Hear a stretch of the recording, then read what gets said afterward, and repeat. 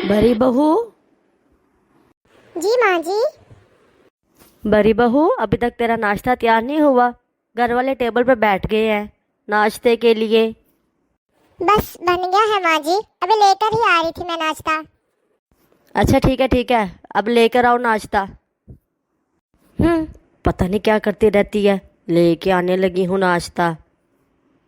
मैं भी अकेले कितना काम करूँ, ये काजल पता नहीं कहाँ रह गई। लगता अभी तक उतरा नहीं है उसके साथ से शादी का गुमान। शादी के 2.5 महीने हो गए, अभी तक महारानी किचन में नहीं आती, सारा दिन सोई लेटी रहती है। ना वो मेरे साथ घर का काम करवाती है ना कुछ। आज तो मैं इससे पूछ के ही रहूंगी, आखिर ये कब तक चलता रहेगा महारानी तुम्हारा? कब तक महारानी आराम करती रहेगी और मैं यहाँ काम करती रहूंगी? सासू माँ जी, सासू माँ। हाँ हाँ बोलो बहू, क्या क्या काम है?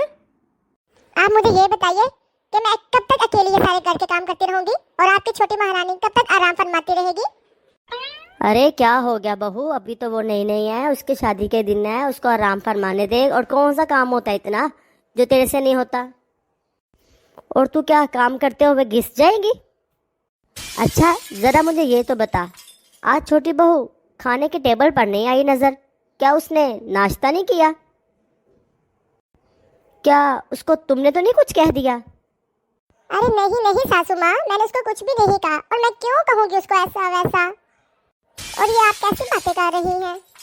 अच्छा तो फिर मेरी छोटी बहू ने नाश्ता क्यों नहीं किया? पता नहीं सासू माँ, उसने नाश्ता क्यों नहीं किया, अब तो वही बताएगी ना कि उसने नाश्ता क्यों नहीं किया। बहू तू उसकी जेठानी है, तो उससे पूछ नहीं सकती थी कि तू टेबल पर क्यों नहीं आई, नाश्ता क्यों नहीं किया? मुझे तो चिंता हो रही है उसकी, मुझे लगता है उसकी तबीयत खराब है। जा उसके कमरे से पूछ क्या उसको क्या हुआ है और नाश्ता क्यों नहीं किया।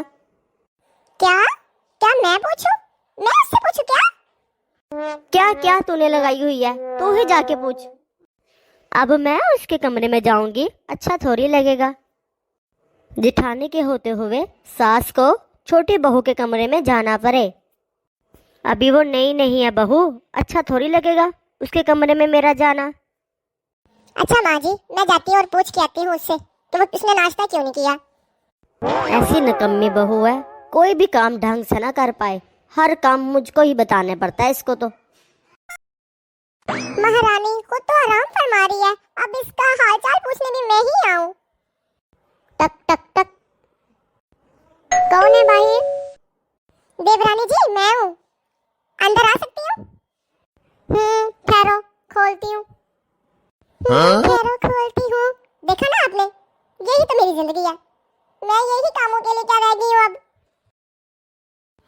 कैसी है देवरानी जी, और आप नाश्ता क्यों नहीं करने आई? हमारी सासू माँ को आपकी चिंता हो रही थी। मैं आपसे बाद में बात करती हूँ, अभी ठहर जाए। हाँ तो जिठानी जी क्या कह रही थी आप? वो नाश्ते का पूछने आई थी मैं। ओहो दीदी, आज तो मेरा व्रत है, इसलिए मैंने नहीं खाना खाया, इसलिए मैं नाश्ते की टेबल पर नहीं आई। मैं हर महीने व्रत रखती हूँ, मैं मायके में भी यही करती थी और अब इधर भी यही करूँगी। तो काजल तुम्हें बता देना चाहिए था ना कि आज तुम्हारा व्रत है, हम परेशान ना होते। अरे दीदी मैं क्या ही बोलती, वो ना जरा मुझे लहसुन प्याज की स्मेल आ रही थी, तो इसलिए मैं किचन में नहीं आकर आपको बता पाई। कोई बात नहीं काजल, मैं तुम्हारे लिए खाना बना दूंगी। तुम बताओ शाम में तुम क्या खाना पसंद करोगी और तुम्हें खाने में क्या खाना पसंद है? मैं अभी सारा किचन साफ करके अभी तुम्हारे लिए बना देती हूँ खाना। दीदी अगर आप खाना बनाना चाहती हो तो मेरे लिए साबूदाना की खीर बना देना और जौ के आटे की पूड़ी बना देना।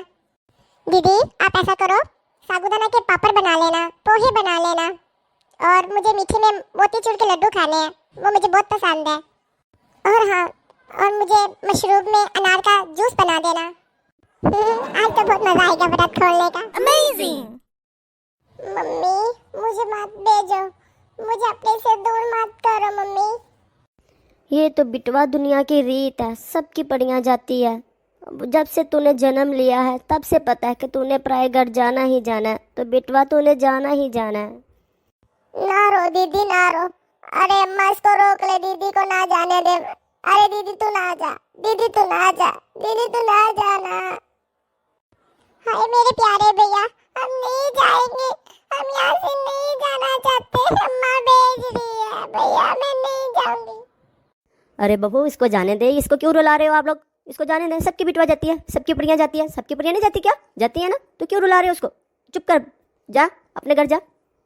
इसको आशीर्वाद दे के भेजो बहू, इसको सदा सुहागन रहने की दुआ दो। ये सदा सुहागन रहे, अपने घर में खुशबाश रहे, ये दुआएं भेजो। और आप लोग तो रो ही जा रहे हो, फिर कहोगे कि बुढ़िया बोलती है। अब देखो उसको भी रुला रहे हो और खुद भी रो रहे हो, सारा मेकअप खराब कर दिया। मोए इतने पैसे लगे थे।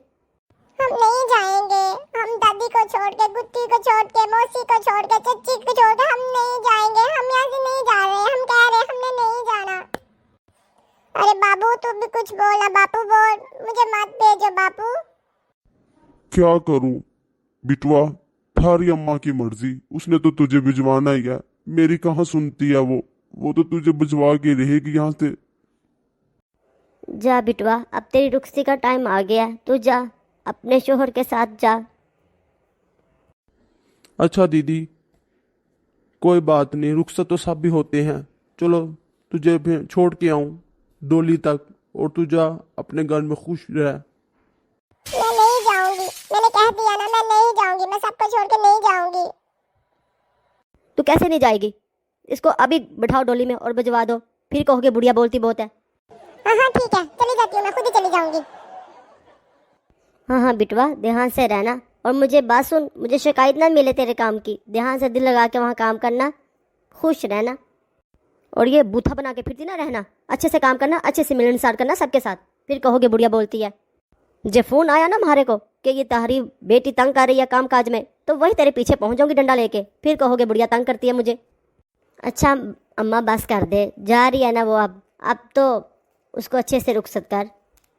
हाँ ठीक है, जाए मोए, इतने पैसा लगा दिया, कैंची तेरा जबान टटर टटर चलाती है, ये भी नहीं देखती कि रुखसी हो रही है। मुंह तो इसने जुबान में रखी नहीं कभी। फिर सब कहोगे कि बुढ़िया बहुत बोलती है, बुढ़िया तो ठीक बोलती है। बाकी थारी मर्जी, मैं तो चली, मेरे से इतनी देर ना खड़ा हो जाएगा, जा रही हूँ मैं तो।